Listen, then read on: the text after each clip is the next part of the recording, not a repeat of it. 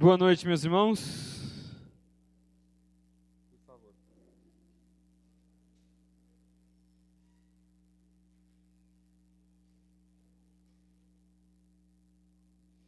Samuel mencionou sobre mim já um pouco, mas deixa eu aproveitar me apresentar um pouquinho melhor para os irmãos também que ainda não me conhecem. Sou o Lucas, como ele disse, irmão de Samuel. Irmão mais velho, por mais que não pareça. Ele é muito mais acabado do que eu. Faz parte, não tem problema.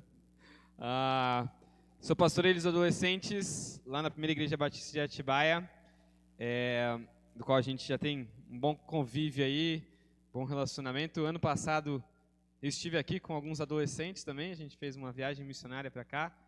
Foi também um tempo muito especial para aquela galerinha. Eles são muito gratos pelo tempo que a gente esteve aqui e do relacionamento que tiveram aqui com os irmãos. Boas histórias que são lembradas até hoje.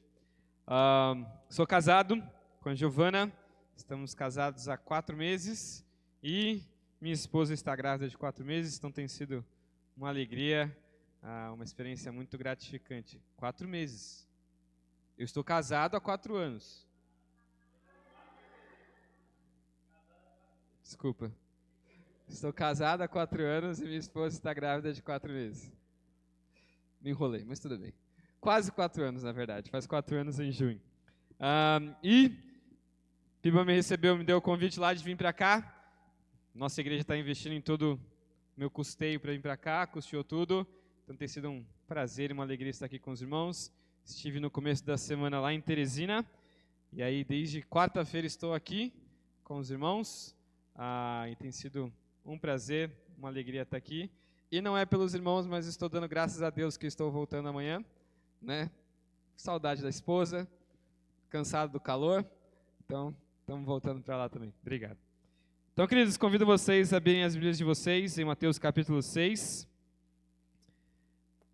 Samuel me deu o desafio de continuar aqui, exposição de vocês, o livro de Mateus.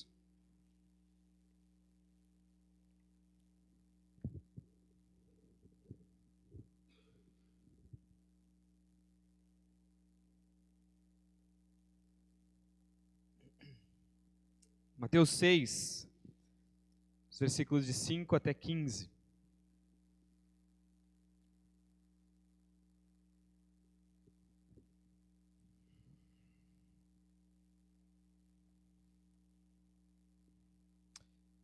Mateus 6, 5 a 15. Vamos ler ele todo e depois a gente volta fazendo algumas considerações aqui no texto e pensando sobre ele. Diz assim: E quando vocês orarem, não sejam como os hipócritas. Eles gostam de ficar orando em pé nas sinagogas e nas esquinas, a fim de serem vistos pelos outros. Eu lhes asseguro que eles já receberam sua plena recompensa. Mas, quando você orar, vá para o seu quarto, feche a porta e ore a seu pai que está em secreto. Então seu pai, que vem em secreto, o recompensará.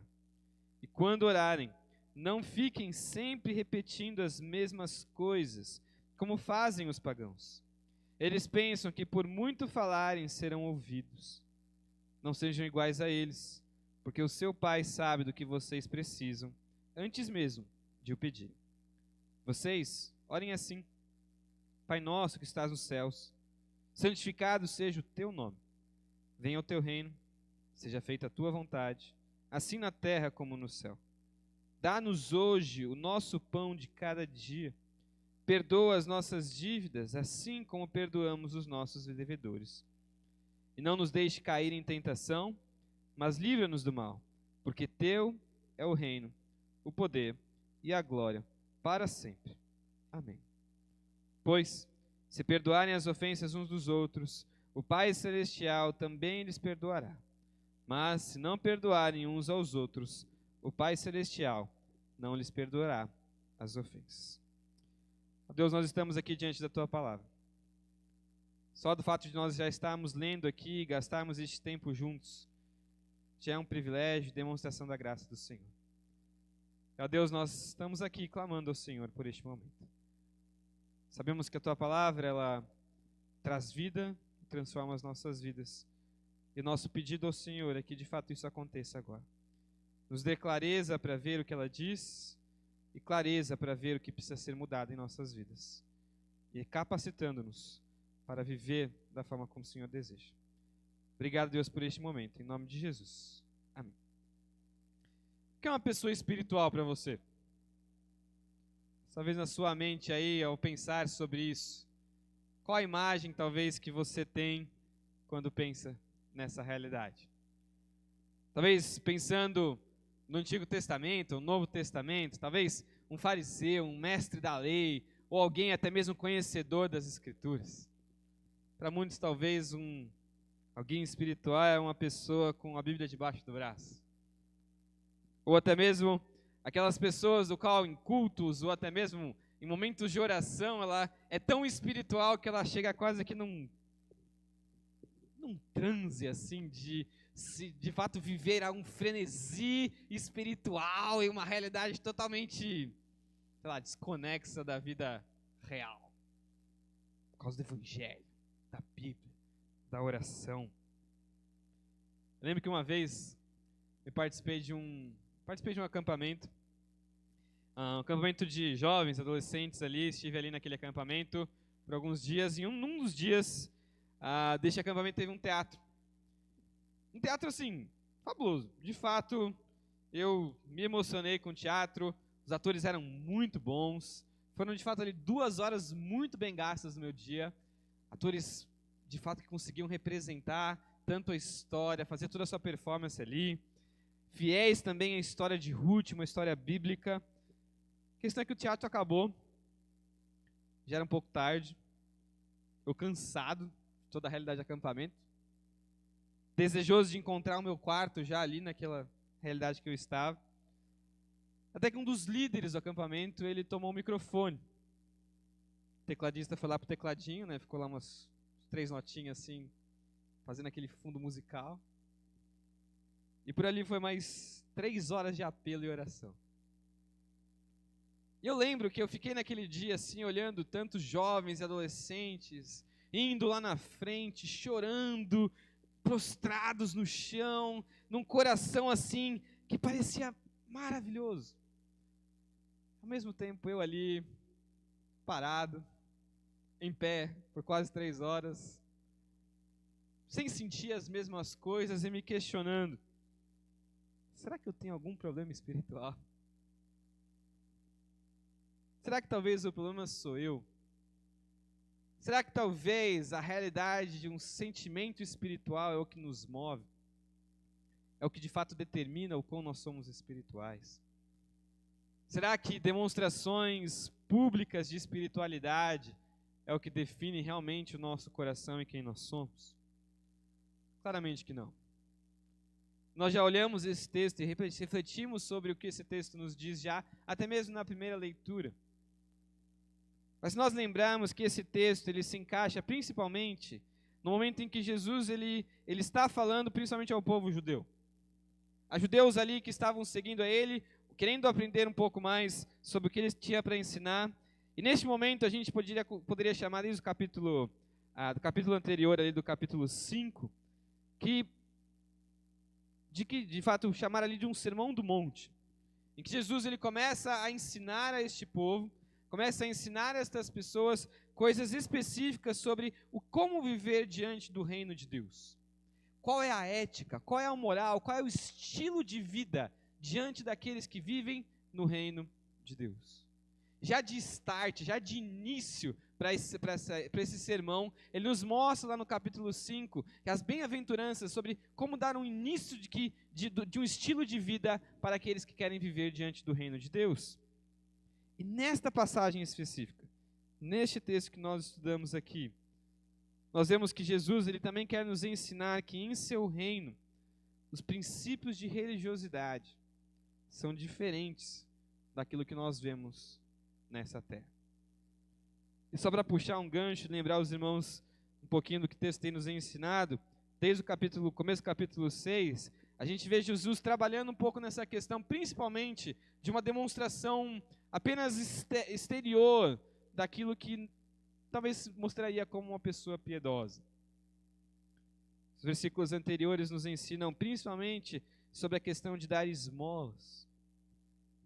E se vocês se lembram, Samuel, quem pregou sobre este texto, a grande ideia, o que poderia resumir essa passagem, só para que os irmãos se lembrem, diz assim: Jesus não está interessado em uma caridade de doar sem olhar a quem, mas sim na doar sem ter que olhar. Quem olhar, desculpa. Nessa passagem, então, Jesus vai nos ensinar diante disso. O tema de Jesus é sobre a oração, nos mostrando sobre como, então, devemos refletir sobre a oração diante daqueles que querem viver debaixo do seu reino. Se você deseja seguir a Jesus, se você deseja viver diante de Jesus, se você deseja fazer com que Jesus seja o rei de sua vida, esse texto é algo que você precisa considerar para a sua vida. O tema da oração, de acordo com o que Jesus vai nos ensinar, é algo que você precisa considerar sobre a sua vida. Nossas orações ao Pai, que sabe o que precisamos, devem ser em secreto e como Jesus nos ensina. Primeira parte do texto aqui, dos versículos 5 até o versículo 8, Jesus nos ensina que nossas orações devem ser em secreto ao Pai, que sabe o que precisamos. Nesse texto, Jesus ele vai nos mostrar dois personagens, digamos assim. E mostrando esses dois personagens, ele vai fazer um contraste sobre a maneira como nós devemos viver, na maneira como nós devemos orar diante dessa realidade. Ele começa mostrando para a gente, primeiramente, o primeiro personagem aqui. Em contraste, então, com os hipócritas, a oração deve ser feita em secreto. Ele começa dizendo no versículo 5, e quando vocês orarem, eu queria fazer uma consideração só nessa primeira parte. Jesus não começa nos dizendo, e se vocês orarem? Se talvez vocês, em algum momento da vida de vocês, do dia de vocês, vocês considerarem tomar um tempo de oração. Jesus já supõe que aqueles que fazem parte do seu reino oram. Jesus ele já supõe que a realidade, que a oração é uma realidade em nossas vidas. Então ele nos propõe dizendo que enquanto vocês orarem, quando então nós estivermos vivendo a nossa vida de oração, que nós não sejamos como os hipócritas. A primeira consideração que ele nos dá aqui, que Jesus nos ensina, é sobre a realidade dos hipócritas. Um hipócrita é alguém que de fato não é verdadeiro, principalmente em suas ações. Alguém que faz algo na sua frente, mas talvez em outro momento, ou até mesmo em secreto, talvez lá escondido de todos, ele faz algo totalmente diferente. E ele faz isso por motivos interesseiros, ou até mesmo por medo de assumir a sua verdadeira natureza. Isso é um hipócrita. Jesus nos orienta que, principalmente na realidade de oração, nós não devemos ser como estas pessoas. E a ideia aqui de Jesus, na verdade, que ele está nos dizendo é: não tenha a postura dos hipócritas. Jesus supõe para nós uma performance, Jesus supõe para nós um estilão de viver. E principalmente aqui, um jeito de se portar quanto à oração. E o texto nos mostra qual é a maneira de se portar. Eles dizem assim, eles gostam de ficar orando em pé nas sinagogas. Então no momento ali em que de fato o povo se encontrava para adorar a Deus, estes homens se colocavam em público. Se colocavam em lugares onde pessoas poderiam ver. Nas sinagogas não eram pessoas que se escondiam ou tomavam alguns lugares, mas gostavam de em pé mostrar a sua postura religiosa ao orarem. Também nos diz que nas esquinas eles faziam isso. Esquinas movimentadas em lugares públicos, até mesmo no meio da rua, onde pessoas poderiam ver. Ver o quê? Ver talvez a sua espiritualidade. Ver que talvez as suas orações tinham poder. E claro, gente, que a gente está entendendo esse texto aqui, Jesus não está dizendo em nenhum momento para nós que nós não temos que fazer orações públicas. Senão até mesmo as orações que nós fizemos aqui não teriam nenhum tipo de valor. Ou que a gente não poderia nos encontrar em praça pública e fazer orações. Não é isso que Jesus está nos ensinando. Jesus não está nos ensinando que de fato a única oração válida é uma oração que é feita só escondida das pessoas. Não é isso. Mas Jesus está nos mostrando, principalmente, uma realidade de uma postura com um fim específico. E o fim específico que ele nos diz aqui é de serem vistos pelos outros. Jesus não deseja que ao orarmos, nós sejamos pessoas que apenas expõem uma espiritualidade com o objetivo de ter reconhecimento das pessoas ao nosso redor. Você conhece pessoas assim? Ou melhor, você é uma pessoa assim? Eu creio que todos nós temos de alguma forma essa realidade em nossas vidas. Talvez eu vou citar alguns exemplos aqui que talvez possa te ajudar a pensar como talvez nós podemos ser que nem estes hipócritas ao orarmos. Nós mudamos o tom de voz em nossas orações. Talvez para nos parecermos mais piedosos, para mostrar que a nossa oração tem mais poder. Nós buscamos palavras mais profundas, mesmo sem nem mesmo saber o significado dessas palavras.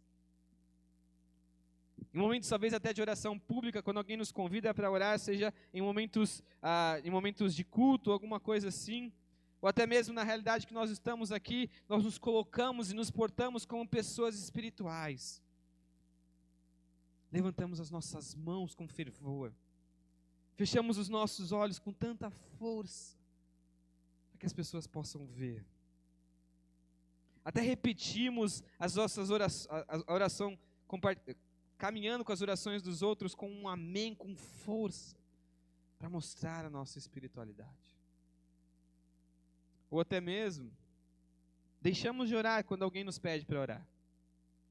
Mas não porque nós somos humildes, mas por uma falsa humildade, que de fato não reflete o nosso coração.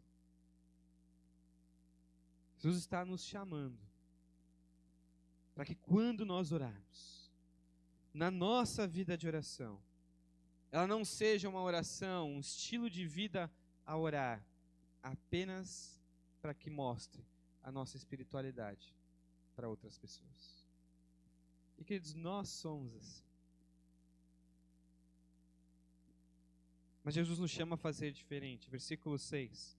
Ele diz assim: mas quando você orar, vá para o seu quarto, feche a porta e ore ao seu pai que está em secreto.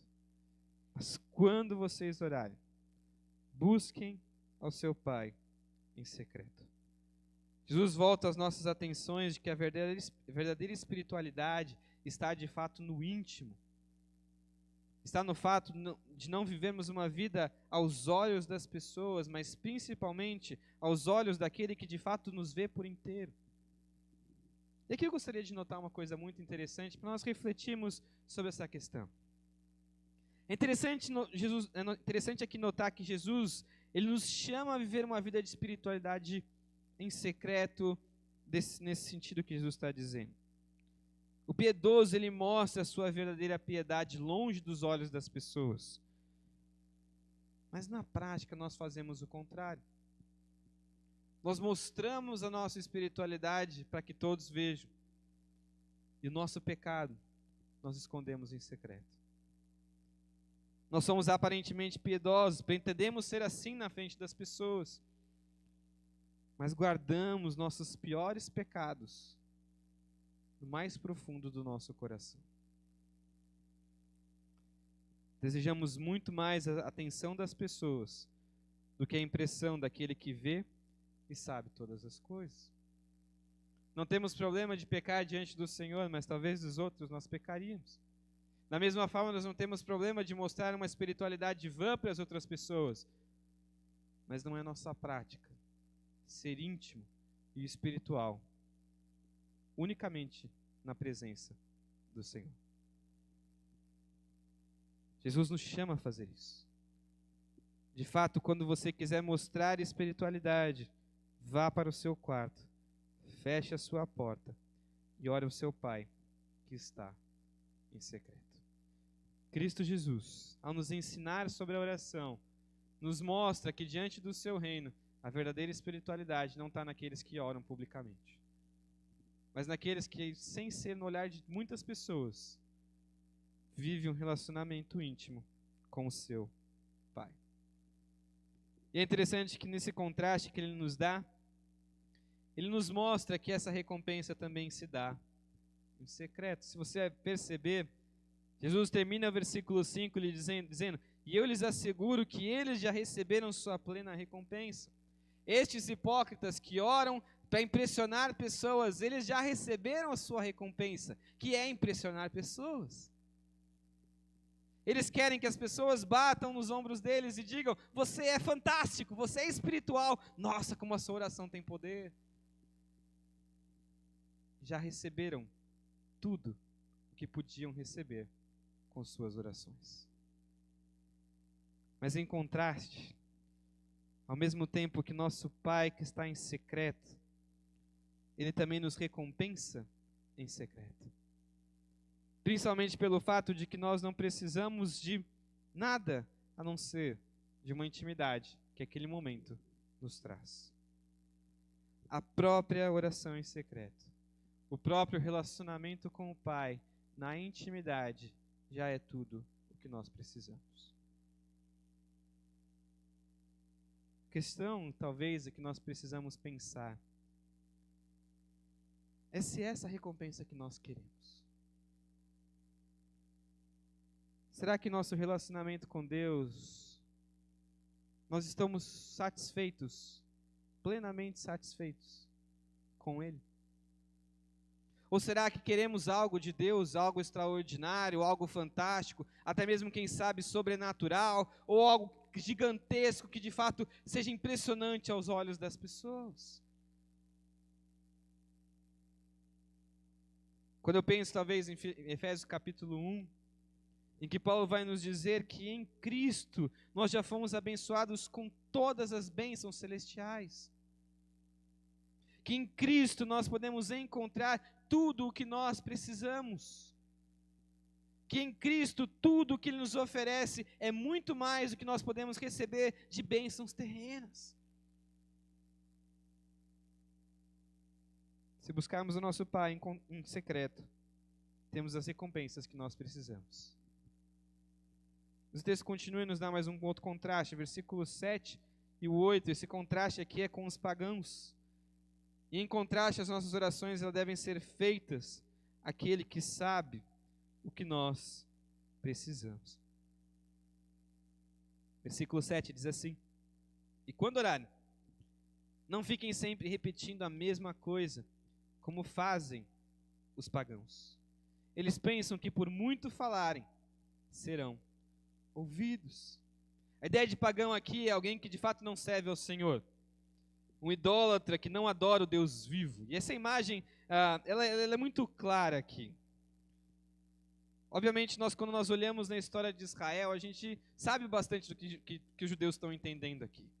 Mas também, diante desse contexto, de fato, religioso, e até mesmo no que nós vivemos hoje, temos pessoas que de fato não adoram a Deus. E nessa realidade espiritual, orações são totalmente comuns em outros tipos de religião. Mas é interessante que o contraste que de fato nós vemos aqui, e até mesmo vemos na história de Israel, que viveu essa realidade de idolatria, adorando outros ídolos de outros povos. E continuamente nós vemos o Antigo Testamento nos dizendo que na verdade eram ídolos de madeira e pedra, que não se mexem, não vivem e não ouvem. Jesus nos chama a não ser como eles, no sentido de não fazer o que eles fazem, no sentido de não orar repetidamente com palavras vãs, sem sentido. Jesus não está dizendo aqui sobre talvez nós repetirmos algumas palavras que às vezes são comuns durante a oração. Mas Jesus está nos dizendo aqui na ideia de nós continuamente mostrarmos alguma coisa diante de Deus como repetições para tentar ganhar algo dele. E Jesus também não está nos ensinando de que nós não podemos apresentar continuamente um pedido diante do Senhor. Não existe piedade nisso. Existe piedade em colocar os nossos maiores anseios e aflições diante do seu trono de graça. Mesmo que de forma contínua, mesmo que diante das nossas lutas diárias, em apresentarmos a Deus aquilo que tanto nós precisamos. Mas a forma como Jesus está nos dizendo aqui é como talvez uma espécie de um mantra, e que vai se repetindo, tentando até mesmo convencer o Pai daquilo que nós precisamos. Figura bem parecida aqui que eu gosto, talvez como que uma criança, sabe, que continuamente fica pedindo algo para o seu pai, a fim de ganhar aquilo que ele quer pelo cansaço. Jesus nos diz para não sermos que nem estes. A razão é porque nós temos um Pai que já sabe de todas as coisas. Versículo 8. Não sejam iguais a eles, porque o seu Pai sabe do que vocês precisam, antes mesmo de orarem. As nossas orações, na verdade, devem ser feitas com a consciência de que o nosso Deus sabe de todas as coisas. Ele sabe do que nós precisamos, antes mesmo de nós dizermos a Ele. E, queridos, isso é tanto consolador como é confrontador. É consolador, primeiramente, porque Ele sabe todas as nossas necessidades. Ele sabe tudo o que de fato nós precisamos. Se você talvez até mesmo na sua própria Bíblia, sem precisar mudar de página, pelo menos eu consigo enxergar aqui, os versículos de 9 a 11 do capítulo 7, diz assim: qual de vocês, se seu filho pedir pão, não lhe dará uma pedra? Ou se pedir peixe, lhe dará uma cobra?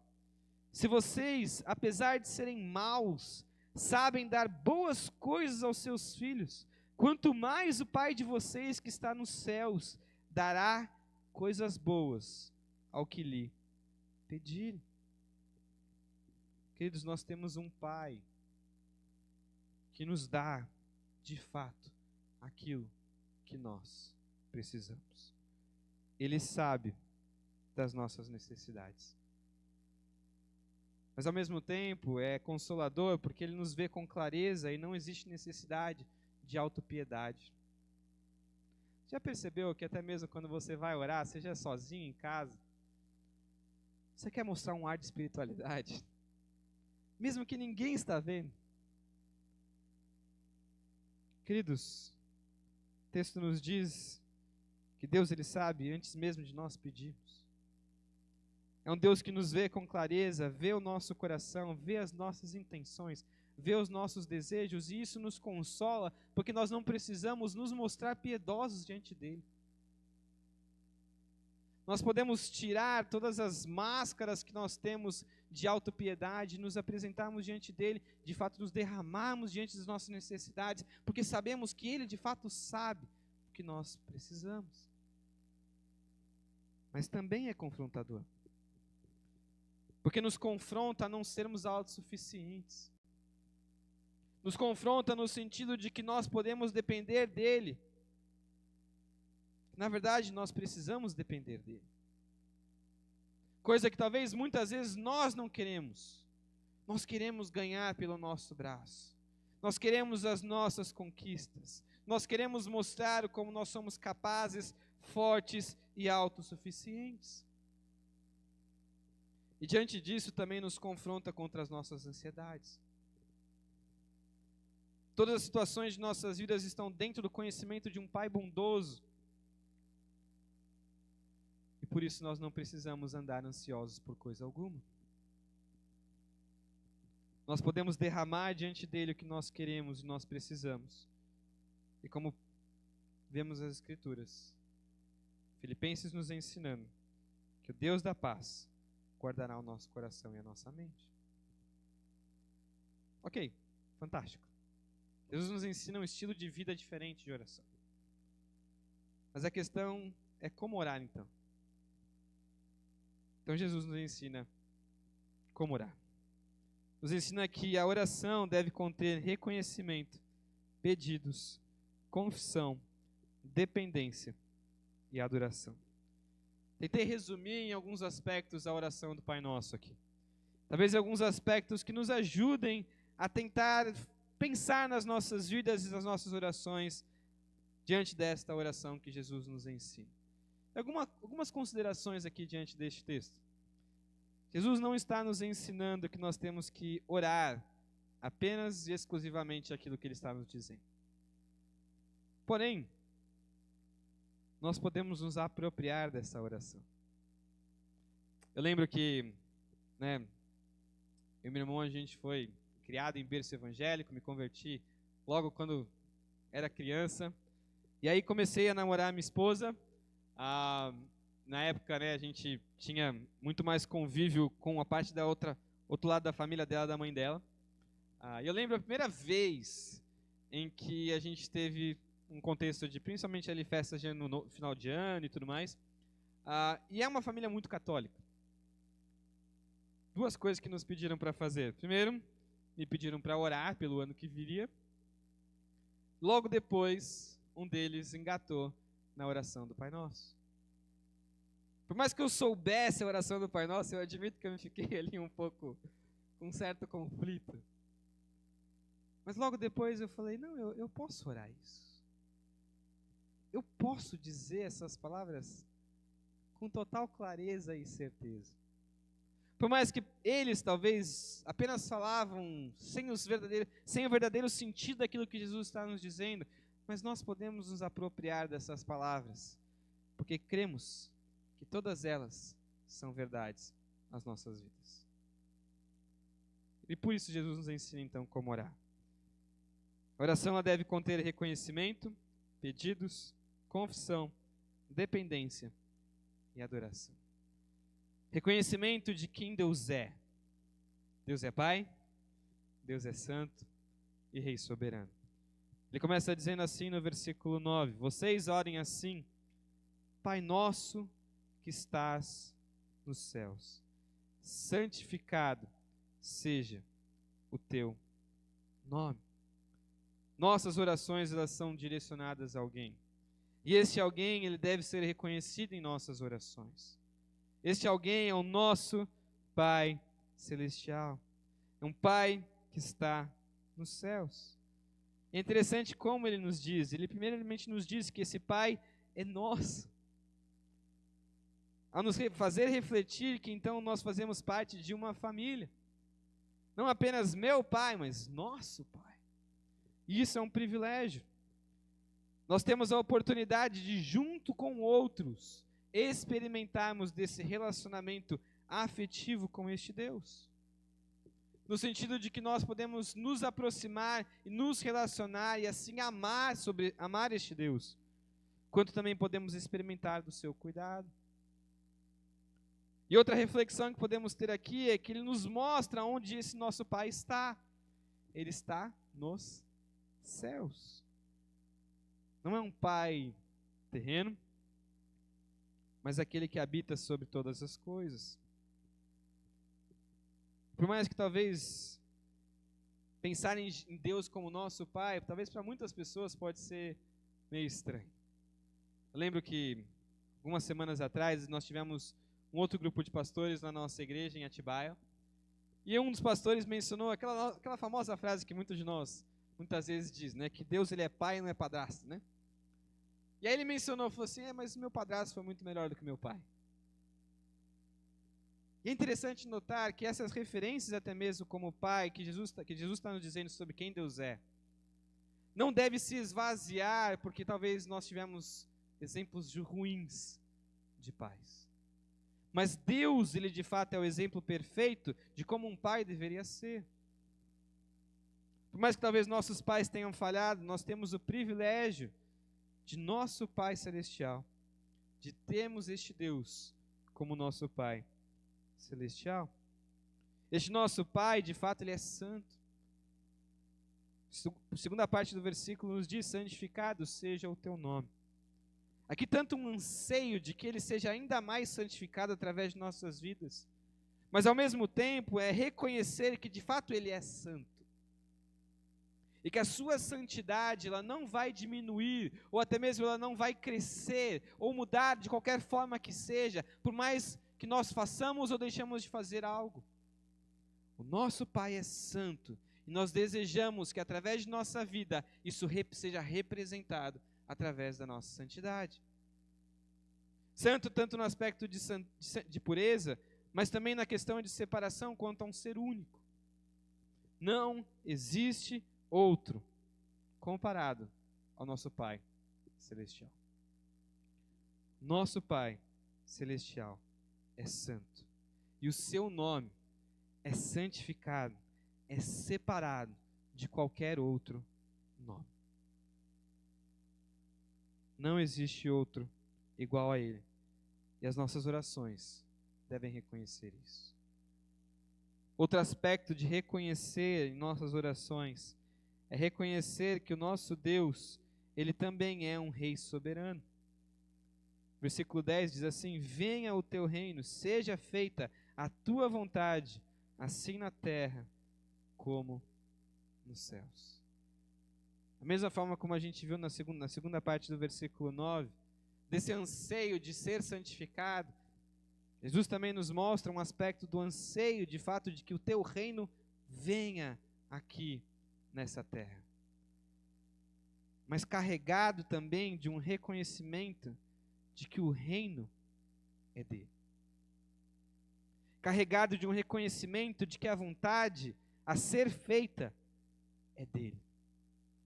Assim na terra como no céu, ou seja, em tudo do que existe, que Deus reine sobre todas as coisas. Ele é o rei deste reino. Ele é o soberano, do qual a sua vontade é feita, e ela prevalece sobre qualquer vontade humana. Queridos, isso nos humilha. Isso nos coloca no nosso devido lugar.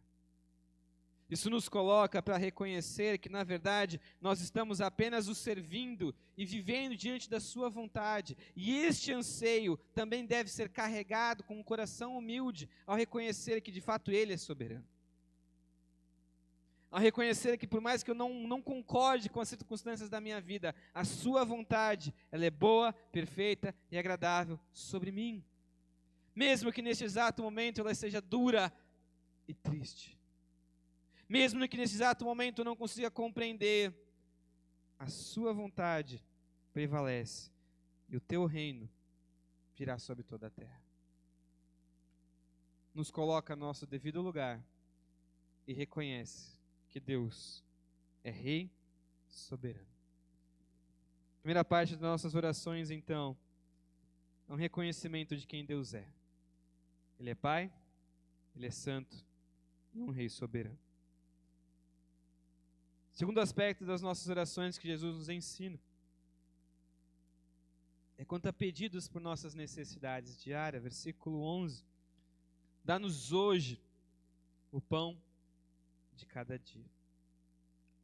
Um clamor confiante por Deus suprir nossas necessidades básicas e diárias.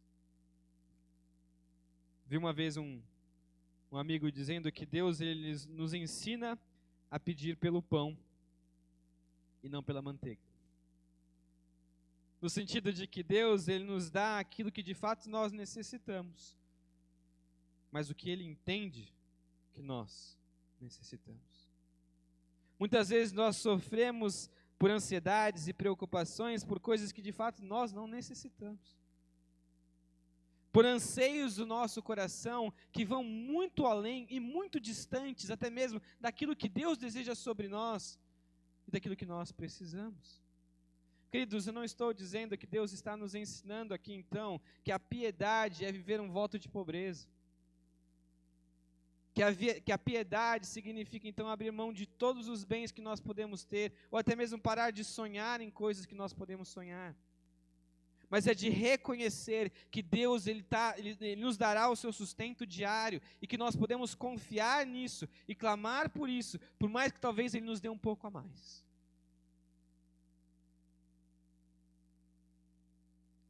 Mas talvez o questionamento que nós temos que fazer de fato é o que nós entendemos ser necessário.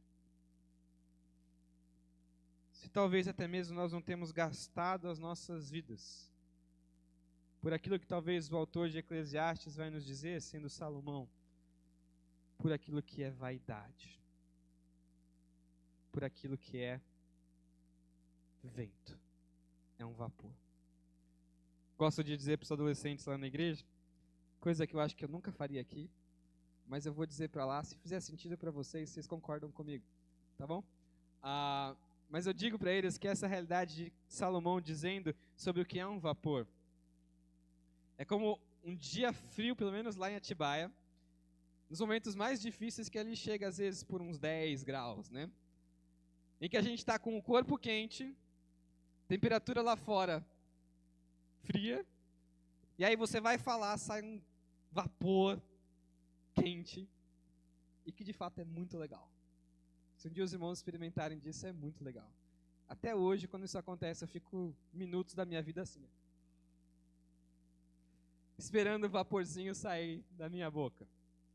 Agora, seria ridículo da minha parte, seria inocente até mesmo da minha parte, tentar fazer isso e fazer o vapor sair da minha boca e tentar pegá-lo e segurá-lo e mantê-lo ali, até mesmo por achar ele muito bonito e divertido e dizer: isso aqui é a minha vida, é isso que vai trazer alegria à minha vida. É isso que Salomão está nos ensinando. A vida é um vapor que, por mais que nós consideramos belo as coisas que este mundo tem para nos oferecer, se o nosso coração estiver arraigado nessas coisas, em algum momento ele pode sumir. E assim a nossa vida será destruída. Então, ao clamarmos pelo pão que Deus pode nos dar a cada dia, é um reconhecimento de dependência, um reconhecimento de que Ele é quem nos sustenta, mas ao mesmo tempo um clamor para que Ele nos ajude a transformar os nossos corações, para não olharmos para as coisas deste mundo, mas vivermos uma vida de fato total confiança naquilo que Eles têm nos dado. Uma vida de contentamento naquilo que Ele tem proposto para as nossas vidas. Terceiro aspecto que nós podemos pensar sobre as nossas orações, do que deve conter em nossas orações, é o que diz no versículo 12. As orações, elas devem conter confissão de pecados. Versículo 12 diz assim: perdoa as nossas dívidas, assim como perdoamos os nossos devedores.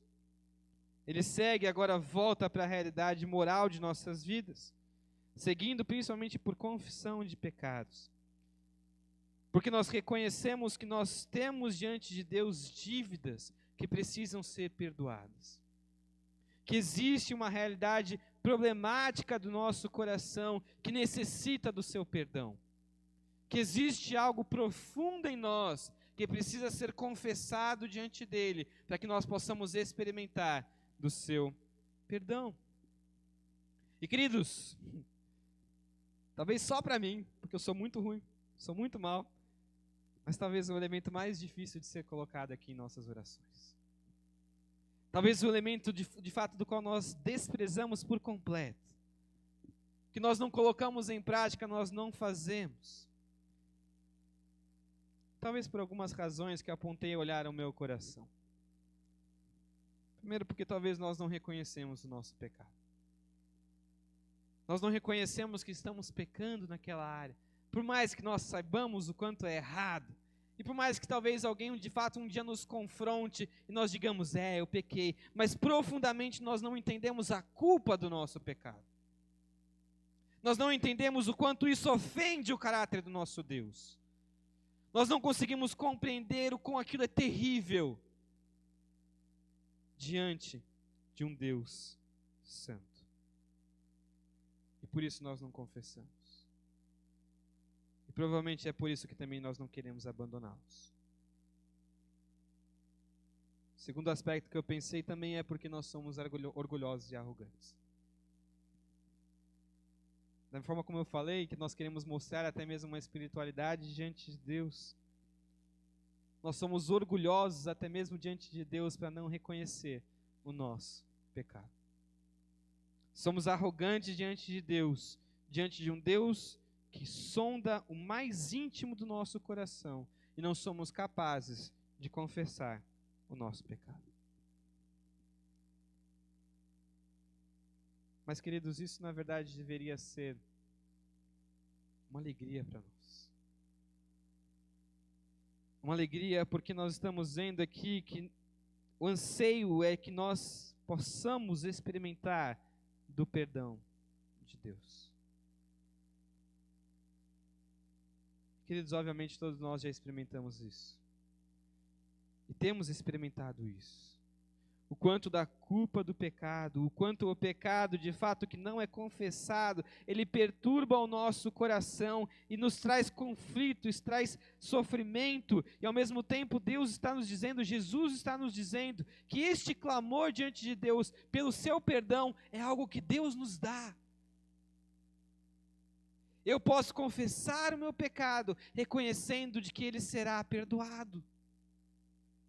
Por mais terrível que seja o meu pecado, por mais duras que sejam as consequências, por mais vergonhoso que seja aos meus olhos e aos olhos das pessoas, Deus me olha e Ele oferece o seu perdão. 1 João capítulo 9 nos diz isso: se confessarmos o nosso pecado, Ele é fiel e justo para nos perdoar os nossos pecados e nos purificar de toda injustiça. Queridos, essa é uma certeza, porque Cristo Jesus morreu para nos trazer este perdão. Nós podemos clamar pelo seu perdão com a certeza de que Ele nos dará livremente através de Cristo Jesus. Mas o versículo 12 nos coloca uma outra informação que nós também precisamos considerar. Ele nos diz: perdoa as nossas dívidas, assim como perdoamos aos nossos devedores. Ele nos indica também um desejo de reconciliação da nossa parte. E que de fato nos causa uma reflexão se de fato isso acontece a nós. Se de fato existe um anseio do nosso coração, ao experimentarmos do perdão divino, também oferecemos o perdão àquele que de fato tem nos ofendido. E é interessante da forma como Jesus nos diz, porque Ele nos diz: perdoa as nossas dívidas, assim como, da forma como, do formato como nós temos perdoado os nossos devedores. Estamos lascados. Porque se Deus nos perdoasse da forma como eu perdoo aquele que me ofende, de fato nós estaremos sofrendo. Mas ao mesmo tempo Jesus nos ensina sobre isso. Nos ensina sobre o perdão e até mesmo Ele nos mostra nos versículos 14 e 15 um pouquinho sobre essa realidade. É interessante notar, porque Ele termina ensinando sobre a oração até o versículo 13, e aí Ele volta ao versículo 14 e 15 para nos ensinar sobre este perdão, para nos ensinar sobre isso. Então nós vamos olhar esses versículos logo agora. Olha só o que ele diz, versículo 14 e 15. Pois se perdoarem as ofensas uns dos outros, o Pai Celestial também lhes perdoará. Mas se não perdoarem uns aos outros, o Pai Celestial não lhes perdoará as ofensas. A explicação aqui é clara. Se perdoarmos, nosso Pai nos perdoa. Se não perdoarmos, nós não seremos perdoados pelo nosso Pai. Entenda que o texto aqui, ele não está dizendo necessariamente por um perdão de salvação. Ok? Jesus não está nos dizendo necessariamente quanto a isso aqui. Mas nos ensinando, na verdade, que aqueles que de fato foram perdoados, devem então perdoar. incentivo você em algum outro momento, até mesmo se você quiser chegar em casa, estudar um pouquinho mais da sua Bíblia, a estudar o texto de Mateus 18, do versículo 21 até o 35, em que Jesus nos conta a parábola do servo impiedoso. De um servo que tinha uma dívida gigantesca diante do seu senhor. Uma dívida que seria impossível por várias vidas que esse cara poderia ter em algum momento para pagar esta dívida. Ele clama ao seu senhor por misericórdia e o senhor oferece perdão de sua dívida. Ele sai e encontra um conservo que devia a ele um valor muito, mas muito menor. Que talvez em poucos dias de trabalho ele conseguiria pagar aquilo. Aquele servo não tem a mesma compaixão e não oferece o perdão ao seu conservo. Colocam na cadeia, até que então tudo o que ele tinha, tudo que ele conseguisse pagar a sua dívida, até que então isso acontecesse, ele poderia ser solto. Seu senhor o encontra, o questiona como que ele pode ser capaz de fazer isso. E é isso que Jesus está nos ensinando quanto aqui. Se eu posso chegar diante desse Deus e pedir pelo seu perdão, principalmente ao refletir sobre o sacrifício de Cristo, eu que sou inimigo, eu que sou devedor de um castigo eterno, eu que ofendi um Deus eterno e por isso mereço do castigo eterno, mas ainda assim este Deus envia seu Filho para morrer em prol do meu lugar, deste castigo, para oferecer um perdão sobre mim. Porque eu não posso oferecer perdão ao meu irmão. Eu que talvez experimentei deste perdão, fico de birra com outros irmãos. Prefiro viver em inimizades do que acertar os meus pecados, do que perdoar pecados.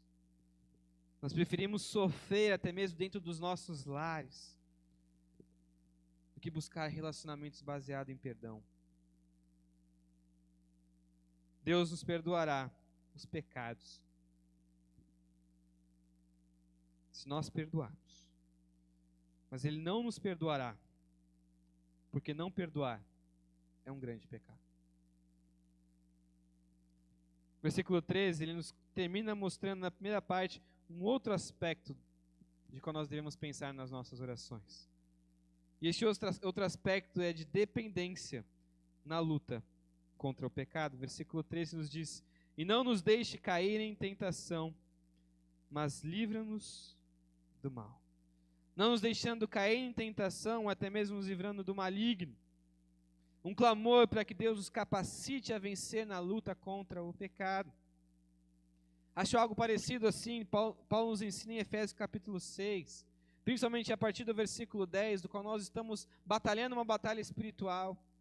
Uma batalha que não é contra seres humanos, mas principalmente sobre seres que de fato são espirituais, o próprio Satanás. Ele nos convida então a sermos fortalecidos na força do Senhor e na armadura que Ele nos dá. De nos vestirmos com o cinto da verdade, da couraça da justiça, dos pés calçados com o evangelho da paz, o escudo da fé, capacete da salvação, espada do Espírito.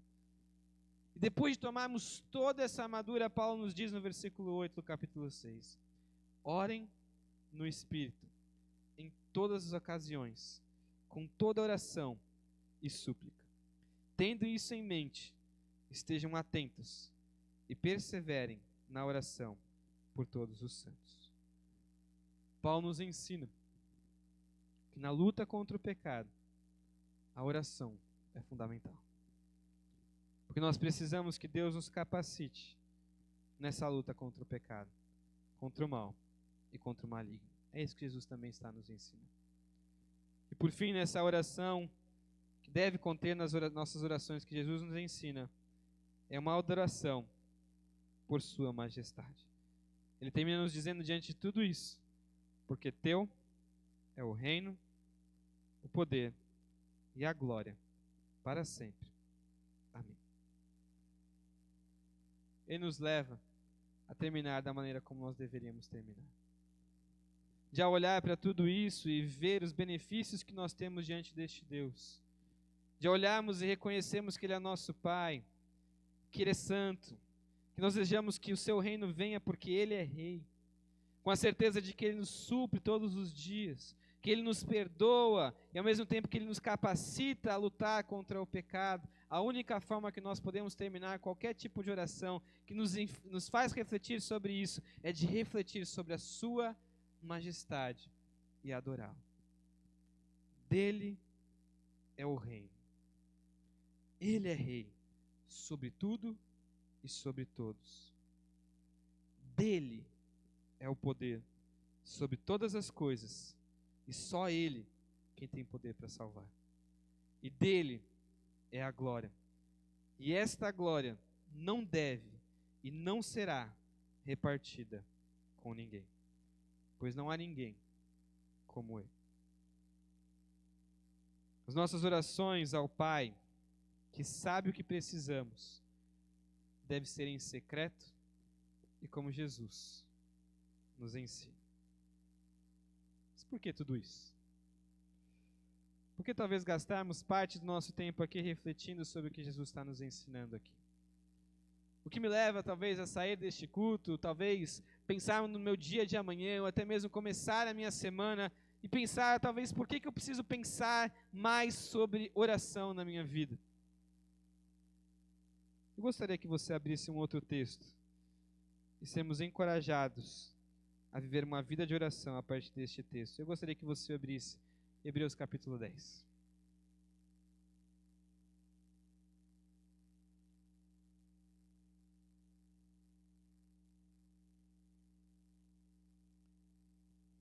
Hebreus 10, nós vamos ver do versículo 19 até o 23.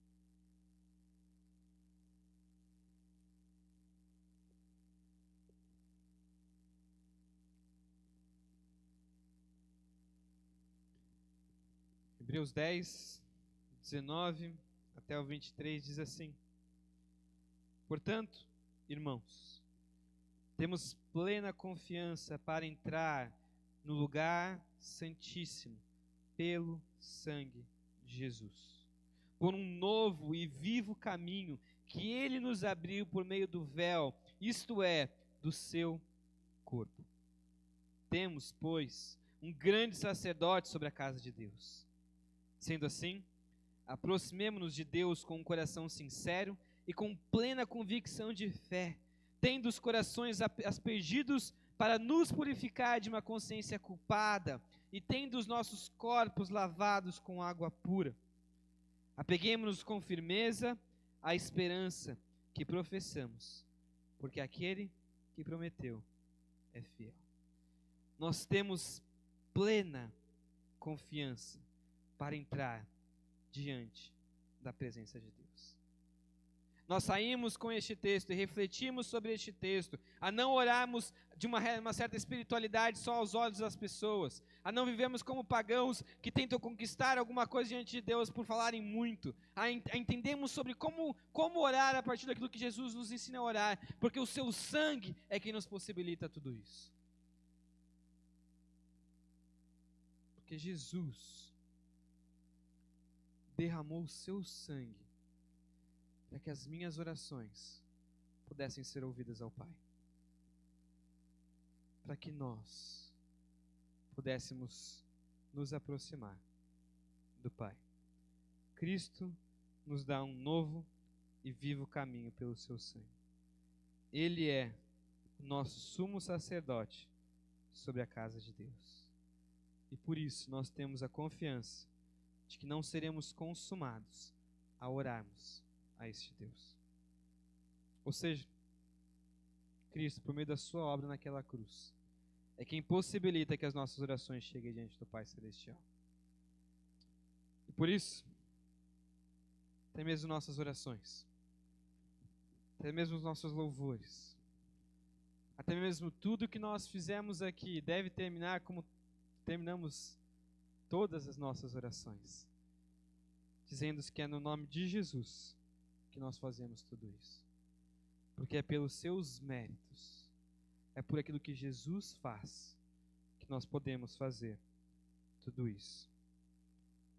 As nossas orações ao Pai, que sabe o que precisamos, devem ser em secreto e como Jesus nos ensina.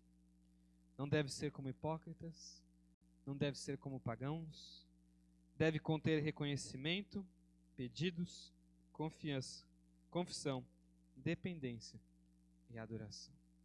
Nossas orações ao Pai, que sabe o que precisamos, devem ser em secreto e como Jesus nos ensina. Vamos orar? Ó Pai bondoso, nós primeiramente queremos reconhecer aquilo que o Senhor fez através de Cristo Jesus. Obrigado, ó Deus, por direcionar a sua ira que deveria vir sobre nós, no seu Filho. Obrigado, Deus, por ter dado todo aquele sofrimento a Ele, em prol do castigo do nosso pecado. E, ó Deus, obrigado porque isso possibilita que nós possamos nos relacionar intimamente com o Senhor. Obrigado, Deus, porque isso possibilita que nós possamos nos livrar de qualquer religiosidade externa. Obrigado, Deus, porque isso possibilita que nós sejamos vistos como o Senhor nos vê. Obrigado, Deus, porque o Senhor nos ouve. E obrigado porque nós podemos clamar ao Senhor como nosso Pai. E, ó Deus, nós ansiamos e clamamos que o Senhor nos ajude a viver em oração de uma forma que de fato reflita ou seja incentivada pelo sacrifício de Cristo. Que o Senhor nos ajude a olhar para este texto e sejamos incentivados a nossa semana e ao nosso dia a viver uma vida de oração, porque nós queremos viver diante do seu reino e sabemos que diante do seu reino os seus servos oram diante do Senhor, que é soberano e que nos ama. Ó Pai querido, que o Senhor nos ajude, que o Senhor nos capacite e que nós possamos viver uma vida de oração, amando ao Senhor e glorificando o Teu nome. Pelos méritos de Cristo Jesus que nós oramos.